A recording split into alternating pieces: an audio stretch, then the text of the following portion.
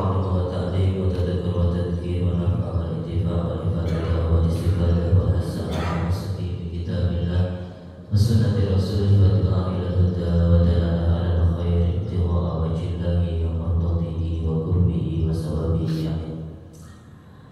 Alhamdulillah, Bapak Ibu sekalian yang saya hormati, kita masih diberi kesempatan oleh Allah Subhanahu wa taala untuk hadir dalam majelis pada pagi hari ini. Kita sudah memasuki bulan Rajab, sebentar lagi Sya'ban, setelah Sya'ban Ramadan kita insyaallah semoga bisa sampai ke Idul Fitri, Pak ya. Sebelum saya mulai kajian pagi hari ini, saya mengingatkan kembali Rajab termasuk bulan mulia yang mana amal ibadah pada hari itu, pada bulan itu termasuk bisa dilipat gandakan oleh Allah Subhanahu wa taala. Maka sangat dianjurkan ibadah-ibadah sunnah seperti puasa atau ibadah apa aja lah, yang mana yang bisa kita lakukan di situ insyaallah Allah lipatkan pahalanya. Tapi di samping itu juga kata salah satu ulama mengatakan kalau ibadahnya dilipat gandakan, maksiat pada bulan itu juga dilipat gandakan dosanya. Cuma yang saya pernah dengar itu ketika bulan-bulan Muharram itu pahala dari kebaikan kita itu dilipat gandakan oleh Allah. Cuma yang masalah maksiat tadi Allah itu, tapi ada pendapat seperti itu. Itu hati-hati saja ya, maksudnya seperti itu ya. Ala kulli hal, kalau musannif rahimahullah taala menafa'ana bihi wa bi ulubi bidarin. Amin. Kita masih melanjutkan tentang kemarin bab tentang ketaatan. Wala tasila ayyuhat talib ila qiyam bi awamirillahi ta'ala illa bi muraqabati qalbika wa jawarihika fi lakhatatika wa anfasika min hin tusbihu ila hin tumsi. Nah, jadi kemarin sudah bahas tentang ketaatan ya, atau takwa juga bisa diambil seperti itu, dimaknai seperti itu. Kenapa sih takwa itu sangat dianjurkan sekali, bahkan setiap Jumat kita akan selalu diingatkan kembali oleh khotib Jumat untuk bertakwa. Bahkan anjuran takwa ini menjadi salah satu rukun pada khutbah Jumat. Maka hati-hati yang biasanya khutbah ya, biasanya yang sering kelewat itu masalah anjuran takwa, sering sekali. Jadi kayak baca alhamdulillah terus sholawat, itu biasanya kan ingat. Cuma untuk takwa ini, anjuran takwa ini, taqullah haqqa tuqatih, atau dengan lafaz apapun itu menjadi rukun. Dan rukun itu bukan di khutbah pertama atau khutbah kedua saja, tapi di dua-duanya. Kalau baca ayat Quran itu kan di salah satu, bisa di khutbah pertama, bisa di khutbah kedua. Alhamdulillah itu di khutbah pertama, di khutbah kedua. Tapi anjuran takwa ini itu di khutbah pertama juga dianjurkan, di khutbah kedua juga diajarkan. Nah, rata-rata seorang khotib ini kelewat di khutbah kedua. Khutbah pertama memang mengajarkan untuk takwa, tapi khutbah kedua biasanya tak terlewat gitu. Kalau lewat gimana? Ya berarti khutbahnya nggak sah. Kalau khutbah cuma nggak sah, resiko apa? Cuma aja nggak sah. Ya, ini pentingnya. Ini saya mengingatkan kembali. Ya, saya mengingatkan kembali. Saya sering, maksudnya saya sering. Dan resikonya saya karena saya ngerti. Resikonya saya karena saya ngerti, mau nggak mau saya harus salat zuhur lagi. Nah, seandainya saya misal kenapa nggak disampaikan? Kalau saya sampaikan geger satu masjid kan gitu, saya nggak enak seperti itu. Cuma biasanya saya langsung ngomong ke DKM masjidnya. Atau pernah kalau memang pihak khotib itu memang dekat sama saya, itu saya langsung ngobrol berdua. Gitu. Ada kita diskusi di situ. Pak, maaf, ini khutbah Bapak ada salah satu rukun yang kelewat. Gitu. Masa sih Mas gitu? Kalau biasanya orangnya legowo itu langsung aja diskusi. Benar seperti itu. Iya benar. Bahkan di kitab yang tipis di madzhab Imam Syafi'i Safiratun Najah disebutkan singkat di situ. Termasuk salah satu rukun dari khutbah Jumat itu adalah anjuran untuk bertakwa. Wah, dicari khutbah semua ulama yang besar di Indonesia. Dan memang di khutbah pertama dan khutbah kedua itu ada anjuran lafaz untuk bertakwa kepada Allah Subhanahu wa taala. Nah, ini fungsinya apa? Fungsinya untuk selalu mengingatkan kita. Ya, setiap Jumat paling enggak kita istilahnya diisi kembali, direfill. Ya, keimanan kita, ketakwaan kita diisi kembali agar mana kita bisa menjadi hamba Allah yang bertakwa. Bahkan saya itu pernah hadir di sholat Jumat. Ya, sholat Jumat itu tuh khutbahnya itu sangat singkat sekali. Karena memang sunahnya seperti itu. Jadi khutbahnya itu singkat, sholatnya yang lama. Cuma biasanya kita sekarang kembali khutbahnya lama banget, tapi sholatnya singkat, kan gitu. Oh alam, cuma emang sunahnya. Saya menyampaikan apa yang jadi sunahnya. Dan saya pernah mengalami posisi ketika ikut sholat Jumat di satu masjid itu khutbahnya sangat singkat. Dan justru singkat itu, karena singkat itu justru malah mengena di kita, itu sangat mengena sekali, berkesan. Jadi setelah tahmid, kemudian syahadat, kemudian salawat, itu cuma khutbahnya gini. Jamaah-jamaah yang saya muliakan, katanya, sebaik-baiknya manusia yang hidup di dunia adalah orang yang bertakwa, dan seburuk-buruknya orang yang hidup di dunia adalah orang yang tidak bertakwa. Barakallahu. Salah ya, tapi walaupun singkat seperti itu, karena memang dia ulama, termasuk ulama besar itu langsung kena di kita, itu langsung kena gitu, walaupun singkat gitu. Wah, ini benar ya, ini benar-benar yang perlu itu seperti ini. Kalau di Hadramaut yang tempat saya belajar itu tahtas berima saja, khatib di masjid jami'nya atau di masjid jami'nya itu tidak pernah ganti. Selalu orang itu terus.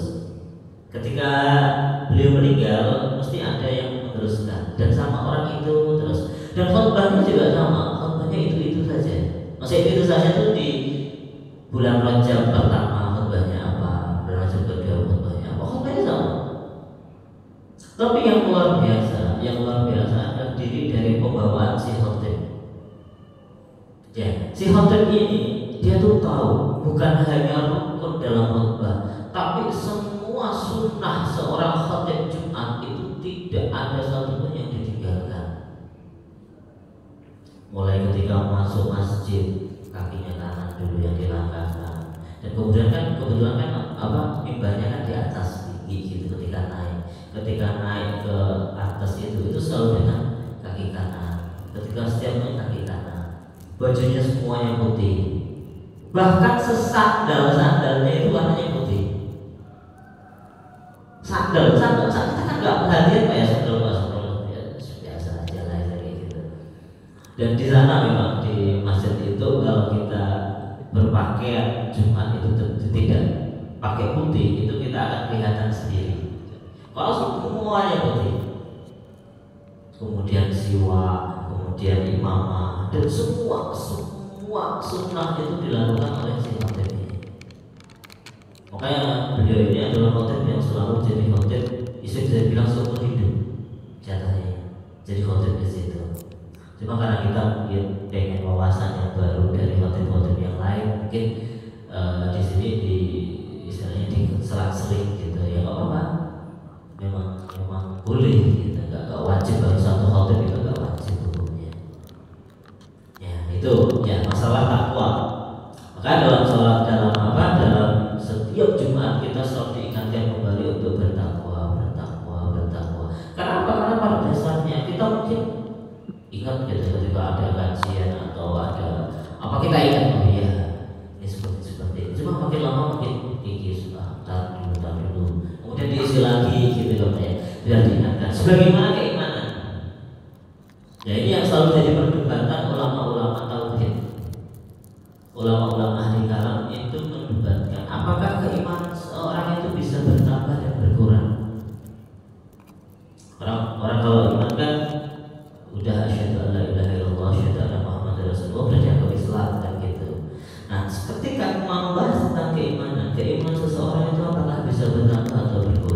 Jumhur ulama mengatakan keimanan seseorang bisa bertambah bisa berkurang. Karena apa? Karena hadisnya Nabi, jadidu imanku, perbarui keimanan kalian. Bagaimana Nabi kita perbarui keimanan kita? Dengan memperbanyak kalimat la ilaha illallah. Tuh, jadi kalau nganggur Pak, istilahnya kalau nganggur sudah ngapa-ngapain bengong, semisal lihatin tikus yang lewat atau apa itu, usahakan lidah itu basah untuk berzikir. Entah itu mengucapkan la ilaha illallah, entah itu mengucapkan astagfirullah, entah itu mengucapkan sholawat atau subhanallah. Jadi biasakan lidah itu kita itu berzikir. Kalau nggak bisa sampai hati, misal nggak apa-apa. Berzikir nggak sampai hati pun itu tetap dianjurkan. Karena apa? Karena dengan kita selalu melatih lisan kita untuk berzikir dengan menggunakan apa tidak sampai ke hati, nanti lama-lama akan sampai ke hati. Jadi kita mulai terus. Nah, jadi paling enak tadi mungkin kalau biasanya kan kalau jalan seperti jalan kayak gitu, jalan dari rumah ke masjid, istighfar dan lain sebagainya, insya mendapatkan lebih banyak pahala. Apalagi nanti di bulan Ramadan itu lebih ditingkatkan lagi pahalanya. Ya, jadi di daerah Jepun kita sudah persiapan. Dan kenapa sih Rasulullah itu selalu berdoa Allah balikkan Nabi Raja masyarakat baliknya Ramadan gitu. Karena untuk menghadapi persiapan bulan Ramadan itu jauh-jauh hari sudah kita persiapkan di bulan Rajab ini. Bagaimana mempersiapkannya? Yaitu dengan memperbanyak istighfar. Kalau di bulan Rajab, memperbanyak istighfar, bulan Sya'ban memperbanyak sholawat, dan di bulan Ramadan memperbanyak tadarus Al-Quran. Itu anjurannya. Ya, jadi mulai sekarang kita berbanyak istighfar dengan lafaz yang paling sederhana, astagfirullah, astagfirullah, astagfirullah. Atau lafaz yang lebih panjang semisal, tidak jadi masalah. Ya, jadi di bulan Sya'ban, di bulan Rajab ini mari kita berbanyak istighfar. Kemudian di bulan Sya'ban kita berbanyak sholawat, dan di bulan Ramadan kita berbanyak tadarus Al-Quran. Itu. Nah, bagaimana agar kita itu menjadi orang yang bisa taat? Nah, di sini Ghazali menyebutkan seseorang tidak akan sampai ke dalam derajat menjadi taat kalau dia tidak merasa dirinya itu diawasi oleh Allah. Jadi maksudnya adalah kita harus selalu muraqabah. Muraqabah itu selalu merasa diawasi Allah. Bukan hanya gerak-gerik kita, tapi hati kita pun juga harus merasa diawasi oleh Allah Subhanahu wa taala. Itu syarat di sini disebutkan. Ya, lantasil ayat ila qiyam bi awamirillahi ta'ala ila muraqabati qalbika wa jawarihika fil hadat anfasik. Bahkan dalam setiap saat, bahkan setiap nafas kita, ya setiap nafas kita itu kita merasa bahwasanya Allah itu melihat, menyaksikan. Ya, kita kan sering merasa kalau berdoa, Pak, ya, kalau berdoa kan yakin Allah itu maha mendengar. Ya kan? Ketika berdoa, saya yakin Allah mendengar. Walaupun tadi komputer atau kayak urusan lain gitu. Tapi kita yakin di situ bahwasanya Allah itu maha mendengar. Tapi kenapa ketika kita melakukan perbuatan maksiat, kita tidak merasa bahwasanya Allah itu maha melihat? Kan kayak lupa gitu. Udah maksiat aja. Padahal kita yakin Allah itu maha melihat, basir, alim, khabir. Kan gitu. Nah, kenapa kalau kita berdoa kita merasa Allah itu maha mendengar, tapi kenapa ketika kita maksiat kita juga gak yakin bahwasanya Allah itu maha melihat? Nah, dengan menghadirkan keyakinan seperti itu, nanti kita bisa melakukan segala apa-apa yang diperintahkan oleh Allah dan menjauhi segala apa-apa yang dilarang oleh Allah. Apalagi dalam posisi sendirian, orang paling banyak orang ketika sendiri itu khalwat. Kalau dalam bahasanya bahasa ahli Suriah itu, orang ketika khalwat ketika sendiri tidak merasa diawasi oleh orang lain, dia punya dua pilihan. Ya, satu pilihan itu menjadi hamba Allah yang paling bertakwa. Maksudnya bahwa bertakwa apa? Orang kalau udah berkholwat, kemudian ingat Allah, berpikir, kemudian tafakur, istilahnya seperti itu. Nah, ini pahalanya sangat-sangat besar. Tapi kebalikannya, potensi orang maksiat itu ketika tidak dilihat orang. Ya Pak ya, ketika ada CCTV, ada pengawas, wah itu apa saja bisa dilakukan. Itu maka hati-hati ketika kita sedang sendirian,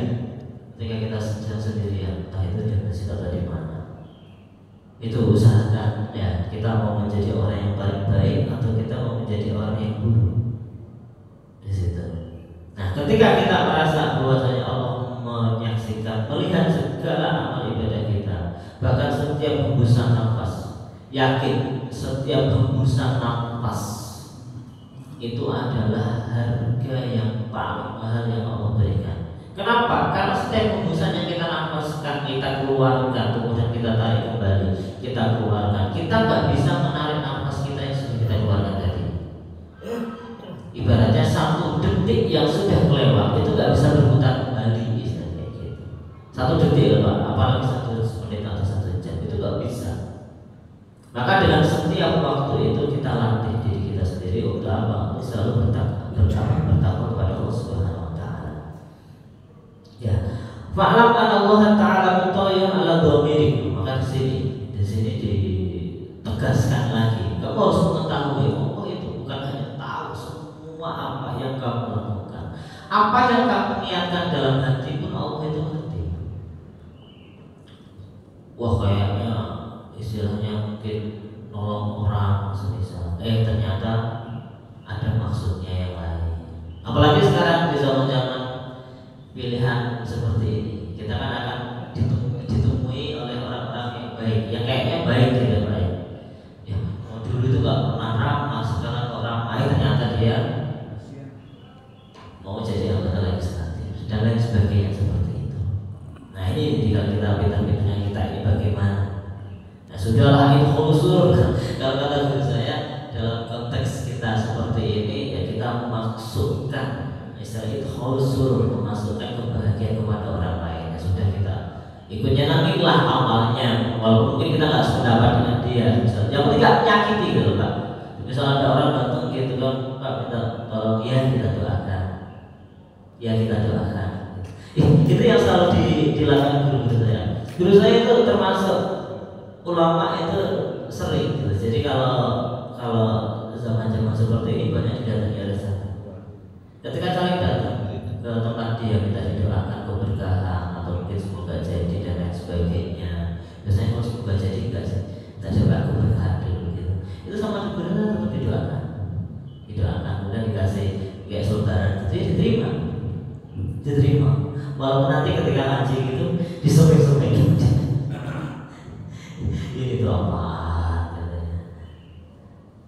Tapi tetap memasukkan kebahagiaan kepada orang lain. Karena ibadah yang paling tinggi menurut banyak ulama itu adalah ketika kita bisa memasukkan kebahagiaan kepada orang mukmin yang lain. Kenapa? Karena ketika orang mukmin yang lain kita bahagiakan dengan sikap kita, atau mungkin paling mudah membahagiakan itu ketika kita memberi, entah itu sedekah atau zakat atau dan sebagainya kita beri. Ketika orang sudah mendapatkan seperti itu, biasanya orang ini itu nanti tidak akan menjadi penggugat pangeran. Maksudnya tidak. Biasanya orang-orang yang secara ekonomi lemah, secara keimanan lemah, itu kebanyakan tidak ridho dengan takdir yang dia terima. Tapi kemudian ketika tiba-tiba ada datang kita kasih, itu biasanya dia lupa dengan keadaan dia, itu biasanya dia lupa. Sehingga apa? Sehingga nanti dia tetap ridho dengan kondisi dia. Gitu. Nah kondisi seperti ini kata ulama, kita bisa menyenangkan hati orang lain. Kita bisa menyenangkan hati orang lain. Ini adalah ibadah yang paling mulia. Dan itu dicontohkan oleh Rasulullah SAW sendiri. Rasulullah tipe orang yang ketika diminta dikasih itu nggak akan nolak. Ya, bahkan ketika dicaci, dimaki dan lain sebagainya, itu nggak balas. Gitu. Kalau kita kan udah emosi aja, orang nyaci, kok tahu-tahu maki-maki kita, ya misal, ya kita otomatis balas. Tapi Rasulullah ketika orang minta apapun, bahkan siapa itu sahabat yang lucu itu, ada sahabatnya, itu ketika dia datang ke masjid Rasulullah seperti ini, itu bawa makanan sama Rasulullah, sama dia dikasihkan. Ketika dikasih, ketika Nabi makan, itu yang jual makanan datang, yang jual makanan datang. Ya Nabi, kata sahabat ini, ya Nabi, engkau yang bayar ya? Loh, tadi makanan belum dibayar katanya. Ya masa saya yang bayar yang ketua lah, si bosnya lah, masa aku yang bayar. Ya, jadi makanan, maksudnya kalau sekarang ada orang tukang bakso lah, dibawa ke sini terus diajak Nabi dikasih. Kalau Nabi dikasih dimakan sama Nabi. Kenapa? Karena ingin menyenangkan hati si pemberi. Ingin menyenangkan hati si pemberi. Tapi ketika dimakan, bahkan dikerjain seperti itu sih. Dalam kata kasarnya kan dia dikerjain, tapi kan dikerjain kan. Kemudian disuruh bayar. Ya sama Nabi dibayar. Nah itu termasuk salah satu sifat Nabi itu selalu membahagiakan. Ketika Nabi melihat ada salah satu sahabat yang mungkin tidak ada mana, itu mesti ditanyakan. Itu betapa akhirnya Nabi sebagai pemimpin umat itu kepada para sahabatnya. Maka ketika Nabi wafat, istilahnya intiqal ila rahmatillah ta'ala, Islam itu masih tetap jaya.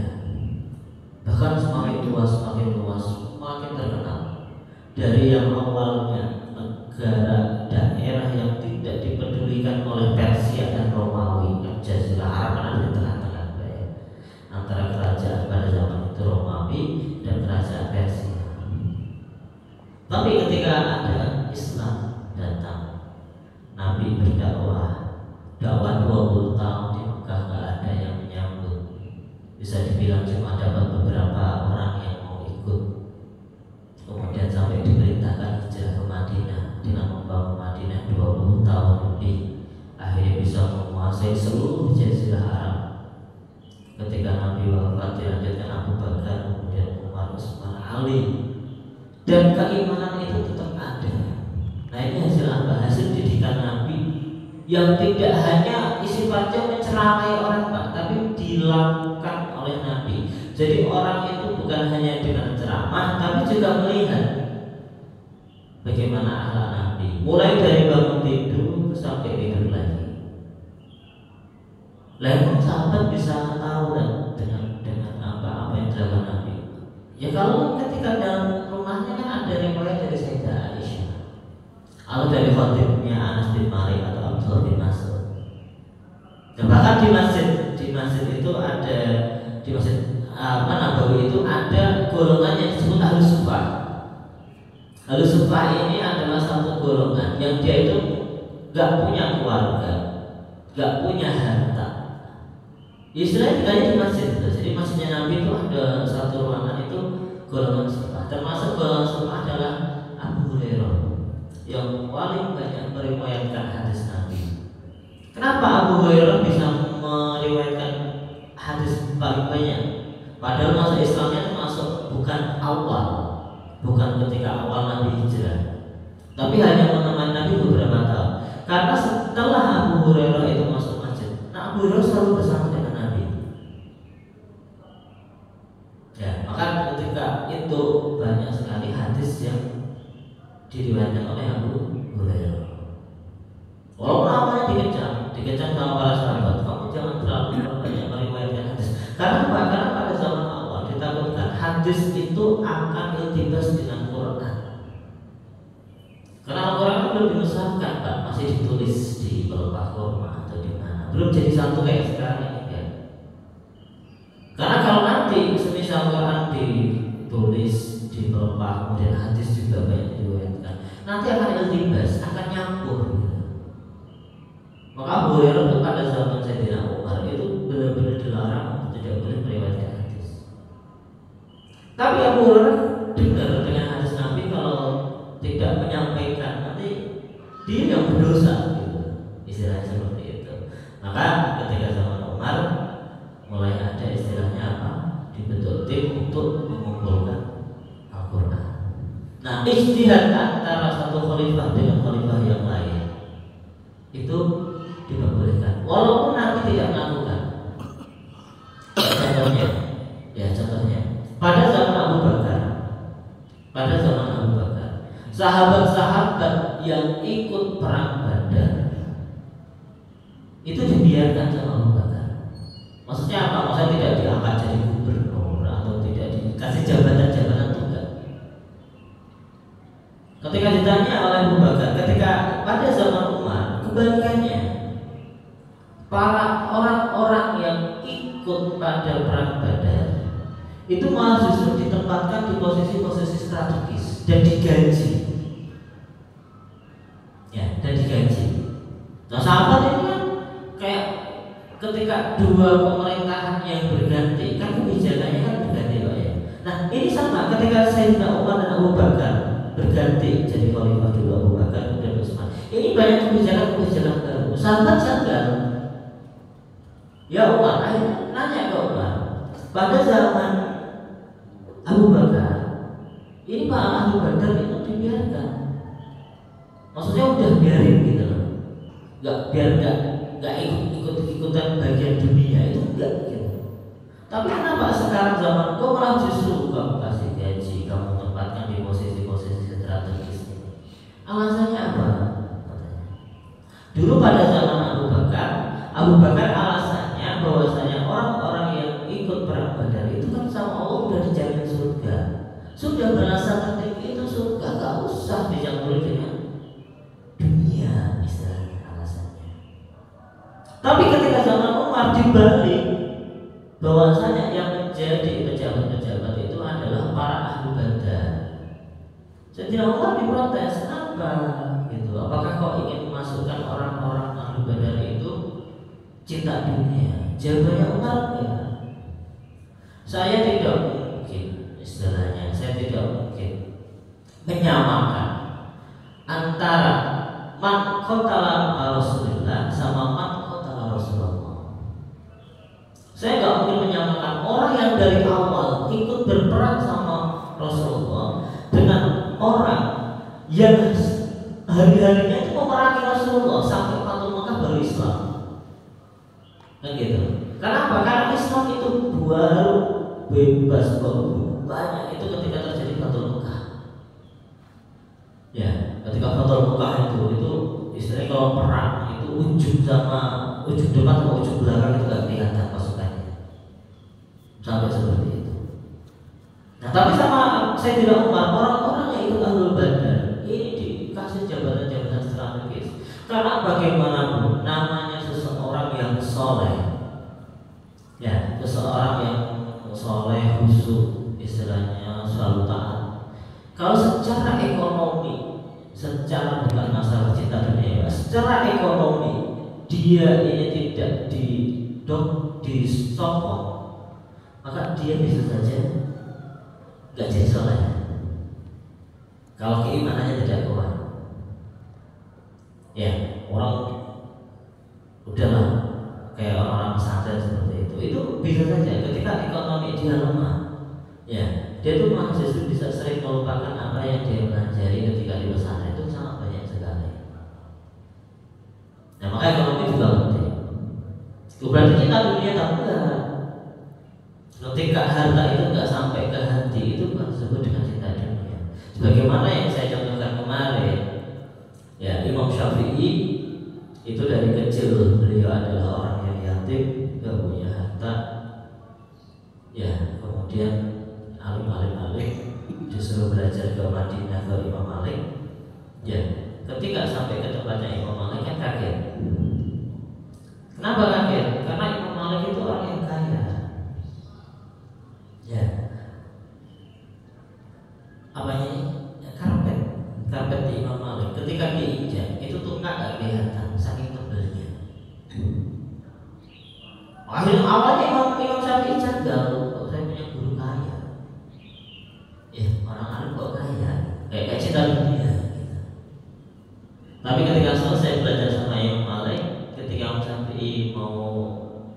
pamit gitu, mana saya harus belajar lagi. Kata Imam Syafi'i, kata Imam Malik, seharusnya orang yang lebih alim dari saya adalah Abu Hanifah di Basrah di Irak, cuma beliau udah meninggal. Ya sudah, kamu ke muridnya Muhammad Asy-Syaibani. Kemudian apa? Kemudian Imam Syafi'i pergi ke Baghdad, ke Irak atau Basrah, menemui Muhammad Asy-Syaibani. Sebelum Imam Syafi'i berangkat, itu sama Imam Malik dikasih uang saku 20.000 dinar. Bayangkan kalau sekarang dinar hitungannya itu 4 juta kali 20.000 itu berapa banyak kan? Kalau dulu, zaman dulu itu tuh guru yang menyupport ekonomi si murid. Dulu kayak gitu kan. Jadi Imam Malik ini ketika Imam Syafi'i mau belajar itu di support dengan ekonomi yang bagus. Nah sampai ke Baghdad, masuk ke Muhammad Syaibani, Syekh Muhammad Syaibani. Lebih gila lagi, kalau Imam Malik mungkin karpetnya yang tebel, di rumahnya Imam Syaibani itu emas itu keleleran banyak gitu. Emas itu pada bisa ditutupin atau dipecahin gitu. Banyak emas di ruangan itu banyak. Lalu sampai kan lebih lagi, itu kenapa rumahnya banyak emas? Ini apa-apaan gitu? Itu baru dalam hati itu mengatakan seperti itu. Tapi karena Imam Muhammad Syaibani itu tahu, terkadang orang alim, orang yang diangkat derajatnya Allah itu tahu apa yang kita pikirkan itu banyak. Itu akhirnya ngerti ke Imam Syafi'i, kamu janggal dengan kekayaan saya. Iya, saya janggal. Kalau seorang ulama besar duitnya banyak istilahnya kan. Kalau dalam kata Imam Syafi'i apa? Ya sudah, kalau kamu janggal seorang ulama itu uangnya banyak, kalau gitu uang ini saya kumpulkan, saya kasihkan kepada orang-orang fasik. Nanti kamu akan lihat, ketika orang fasik dengan duit yang banyak, apa yang akan dia lakukan? Kan gitu. Bisa saja judi, main perempuan dan lain sebagainya. Oh jangan, kata yang Syafi'i, jangan. Kenapa? Karena yang tahu pengaturan harta yang banyak untuk siapa, itu kan orang alim. Makanya orang-orang yang istilahnya lebih dengan harta yang banyak, dekat-dekatan dengan orang-orang alim, dengan ulama-ulama di situ. Kenapa? Karena akan tahu harta ini harus dikemanakan. Ya, sedekah, zakat, infak, sedekah dan lain sebagainya. Tapi kalau orang fasik, dia yang kaya, dia yang banyak hartanya. Kalau biasanya oplosan, saya ini ke disco. Ya, kalau mungkin mainnya judinya di perempatan, kalau saya terus ke Makau, kan gitu. Jadi harta itu kadang menjadikan orang itu benar-benar sangat bertakwa. Juga kebalikannya. Kalau main perempuannya mungkin di pinggir jalan, sedang mainnya yang kelas-kelas lebih tinggi kan gitu. Kenapa? Karena punya uang. Maka ketika Imam Syafi'i melihat gurunya banyak uang, sebenarnya nggak janggal. Karena harta di tangan orang-orang alim itu tasarrufnya benar. Ya, untuk bangunan masjid, untuk pembangunan madrasah, sekolah dan lain sebagainya. Maka sekali lagi, jangan pernah janggal istilahnya. Nasihatnya, kalau kamu punya guru atau ustaz atau apa yang kaya, udah itu berkah dari Allah. Jangan kamu sudut bahwasanya ustaz atau cinta dunia saja. Itu bukan karena apa? Kamu sudut dosa, itu kan kamu tamak juga di situ. Pasti kamu ingin diberi gitu ya. Ya, jadi sekali lagi bahwasanya atau mungkin yang viral kemarin ada ustaz yang punya rumah 80 M atau berapa, udah biarin, ngapain sih ngurusin kayak gitu. Ya, dia dengan usaha, udah biarin. Ya, udah biarin. Kenapa? Karena namanya ustaz, namanya ulama, ketika dia punya banyak dia lebih tahu tasawufnya. Suudzon itu haram, suudzon itu haram. Ya suudzon itu sama-sama diharamkan. Oke. Ya maka kita harus merasa bahwasanya kita diawasi oleh Allah dari mulai kita bangun tidur sampai kita tidur. Ya wa musyrikun ala dhahirika wa batinika wa mahitun bijamilah hadatika wa khadaratika wa khutuwatika wa syairi sanatika wa harakatik. Bahkan diamnya kita, gerak-gerik kita, semua kita harus merasa itu diawasi oleh Allah. Wa annaka fi mukhalatatika wa khalawatika mutaraddidun baina yadayhi. Ya kita harus yakin bahwasanya ketika kita sendiri atau kita bareng-bareng sama Allah, bareng-bareng sama orang lain, kita yakin kita ini sedang diawasi oleh Allah Subhanahu wa taala. Maka pentingnya kita di situ. Ya. Fala yasma'u fi mulki wal malakuti sakirun wa la yataharraku mutaharrimun ila wajhil samawati wal ardi muttali'un 'alaihi. Ya'lam kha'inatal a'yun wa tukhfi sudur wa ya'lamu sirra wa akhfa. Ya bahwasanya semua yang ada di kita di dunia ini katanya. Di sini daun yang jatuh, seberapa banyak hujan yang turun ke bumi. Ya Allah itu tahu. Dia itu maha mengetahui orang-orang yang khianat. Ya, orang-orang yang istilahnya menipu. Itu tahu. Walaupun kelihatan sangat-sangat mulia, ternyata busuk sebenarnya. Apa yang kita sembunyikan, apa yang kita tampakkan, Allah itu maha mengetahui. Maka kalau kita ingin agar hati kita ini bisa menjadi orang yang taat, ya, yang taat, yang benar-benar bertakwa, selalu merasa kita ini diawasi oleh Allah. Sama lah kalau kita kerja, di ruangan kita ada CCTV itu misalnya, atau nggak ada CCTV itu kan berbeda, saya berbeda. Kalau nggak ada CCTV-nya, udah saya nanya aja datang absen terus ngapain. Cuma kalau ada CCTV, apalagi langsung dihadapi langsung ruang kerjanya satu ruangan sama direktur terus bisa, wah itu nggak bisa ngapa-ngapain. Ya itu merasa seperti itu. Nah ini Allah yang maha melihat apa segala tindak tanduk kita. Maka kata Adam ayuhal miskin dohir mabatinan baina yadahillahi ta'ala.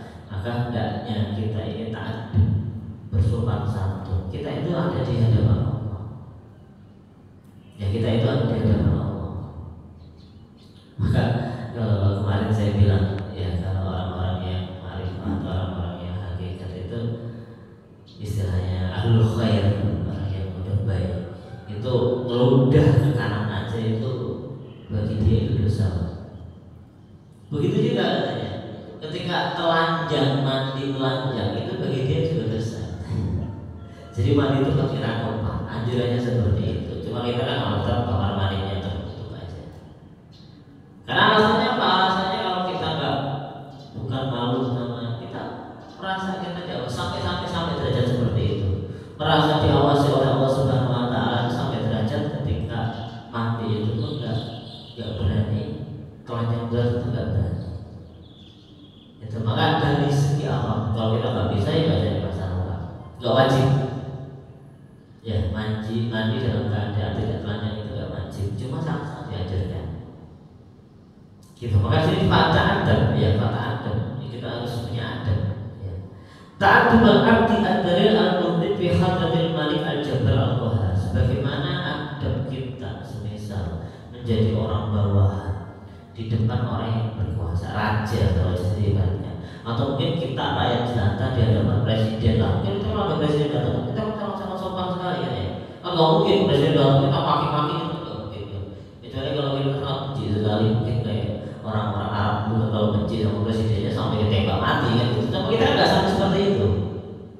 Kalau ada bupati lah, sopan banget gitu. Ada gubernur lebih sopan lagi. Ada presiden sopan banget itu. Nah seperti itu kesopanan kita di hadapan Allah itu harusnya seperti itu. Ya disebutkan seperti itu ya. Kemudian wastahid alla yaraka maulaka haisunahaka. Maka berusaha jangan sampai Allah melihat sesuatu yang apa dilarang pada dirimu. Ya, Allah melarang kita mencuri. Bagaimana caranya kita tidak mencuri? Semisal Allah melarang kita untuk ghibah. Nah ini paling orang paling senang kan ya. Paling senang tuh kalau udah kumpul itu biasanya itu ghibah. Itu ngomongin orang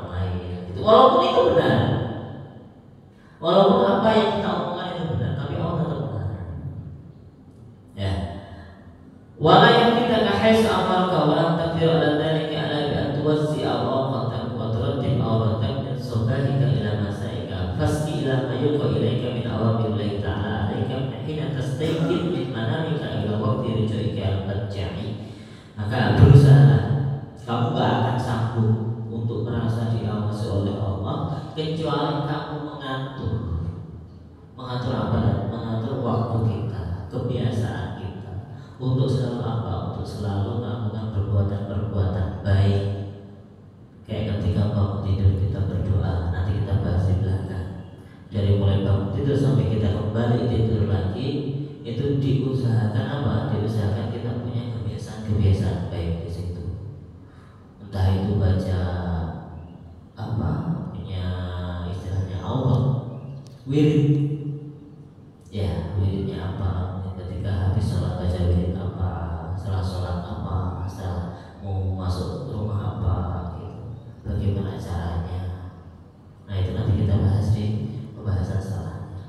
Fasal fi adabil istiqamah minan naum, yang pembahasan tentang adab bangun tidur. Nah ini nanti kita baca di belakang. Ya, jadi inti dari pertemuan kita pada pagi hari ini adalah apa? Untuk menjadi orang yang bertakwa, tadi sekali lagi, mari kita selalu merasa Allah itu muraqabah. Allah itu selalu bersama kita. Allah itu lebih dekat, istilahnya kalau dalam hadis, lebih dekat kepada hambanya seperti apa? Ya lebih dekat daripada urat nadi. Tuh, urat nadi kan nempel ya, kalau urat nadi nggak ada kan mati. Nah itu seperti itu. Kalau kita bisa merasa seperti itu, maka kita akan mudah menjadi orang hamba yang bertakwa. Intinya.